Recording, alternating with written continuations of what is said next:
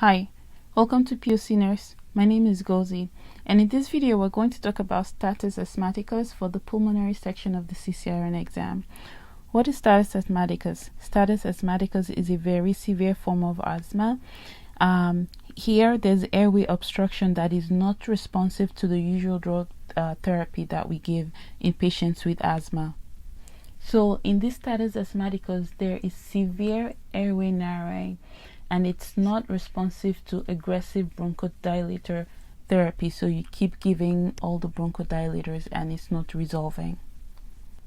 If it's not addressed aggressively and appropriately, it could lead to cardiac arrest, because remember, asthma is something that is triggered by something. So some patients have their trigger, some have a dust is their trigger, cold is their trigger, something that they drink or eat could be their trigger. So think about it this way: you have a patient who has asthma, their trigger is dust, and one day they find themselves in some kind of a dust storm. Their airways react to this trigger, the airways contract, start producing a lot of mucus, they swell. It's going to be hard to get air in through those airways or out of those airways. It's actually scary. So now there's airflow obstruction, there's decreased ventilation because you can't get air in, you can't get air out. So now this patient is hypoxemic. Not only is the patient hypoxemic, low oxygen in the blood, now there's air trapping in this patient's airways. Now you have hyperinflation, their chest area is big, and I've seen it before. My sister has asthma. One day she was having an attack, and we were kids, we were still in Africa, so there was no 911 to call. Her chest was big. She was almost barrel chested, and we were young. Maybe she was 10 and I was 12 at the time. She was barrel chested. Her chest was huge. It could have been a drum if I tapped on it. I just sat beside her the whole night. Luckily, she made it through the night, and in the morning she was fine. I think my grandmother took her to the doctor in the morning. But anyway, there's hyperinflation of the airways. And what happens when there's that much pressure in the chest? Remember, the heart is also there. So now, because of all this pressure that's been put on the vessels of the heart as well, there's decreased venous return to the heart. So you have less blood going back to the heart. And remember, all this pressure is also constricting the heart as well. So there's decreased cardiac output out of the heart. So you don't have blood going into the heart, you don't have blood going out to the body. This patient is already hypoxemic, and now you don't have enough blood circulating. It's going to lead to cardiac arrest, and the patient could die. So it's a very urgent situation when a patient is in status asthmaticus. Things that could cause asthma are infection, and of course when the patient inhales any of their triggers or any air pollutants such as dust or smoke. Even if the patient is non-compliant in taking their medications, including using too much of their bronchodilators, they could have a flare-up of asthma. If the patient takes aspirin or related drugs in an aspirin sensitive patient, again, we're talking about triggers. If this patient ingests anything that is a trigger for their asthma, they could have an attack and it could turn to status asthmaticus. Aspiration of gastric acid is also a contributing factor to status asthmaticus. What are some symptoms of status asthmaticus? This patient is going to be breathing fast. This patient is going to be short of breath. It's going to be hard for them to breathe. Dyspnea, they're going to be breathing fast. Tachypnea, they might have suprasternal retractions and use of accessory muscles of respiration. So you look at them, they might be retracting in their neck, they might be retracting in their chest, they might be using their belly muscles to breathe. When you listen to the chest, there's decreased breath sounds, and this is really ominous. When there's no sound in the chest at all, there is no air movement, nothing is going in, nothing is going out. The patient might not be able to speak in full sentences. Usually when patients are in respiratory distress, it's hard for them to talk because they're using all of their energy to breathe. When they speak, it's almost like they're gasping for breath in between sentences. So you can have a patient in status asthmaticus only able to say a word, 2 words, or no words at all. The patient, of course, is going to be wheezing. If there's airflow, you will hear wheezing from the constricted airways of this asthmatic patient. If you do a chest x-ray on this patient, you may find that the diaphragm is flat, which is as a result of all the air trapping in the lungs and hyperinflation in the chest. So you have this barrel chest with all this pressure in it. It's going to depress the diaphragm.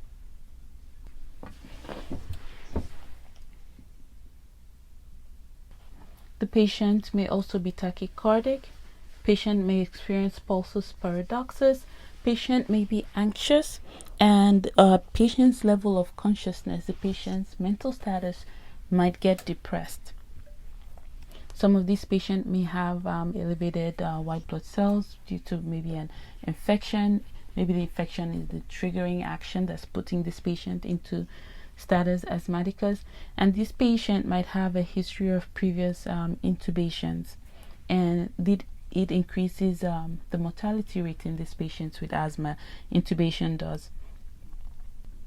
And finally, these patients could go into heart failure, and they could die just from not being able to breathe, like we spoke about before. So how do we manage status asthmaticus? Okay, we measure the patient's peak flow rate, the presenting peak flow rate. If it's between 50 and 70%, the patient may be admitted to the hospital. If it is less than 50%, the patient should be admitted to intensive care unit in the hospital. And then you want to give repeated bronchodilator therapy. I just had a patient with asthma, status asthmaticus, that was intubated. A little story here. And before I came in for my shift, or rather during report, I was told that she was intubated, but the ventilator was not able to ventilate her because her airways were so constricted. When they listened to her chest, there was no sound. There was no movement of air at all. So she started getting repeated treatments of albuterol through the ventilator. So she went from absent air sounds to wheezing to like really tight wheezing to less tight wheezing, if that makes any sense. So her airways opened up. So the albuterol treatment she was getting were almost continuous. She was consistently tachycardic from the treatment, but her airways opened up, and we could ventilate her a little bit better. Another thing, she was also on steroids. Now, the book says if the patient is on paralytics, to not give the patient steroids. It says if the patient is intubated, sedated, on mechanical ventilation, don't give paralytics or avoid paralytics, because paralytics and steroids will increase incidences of neuropathy.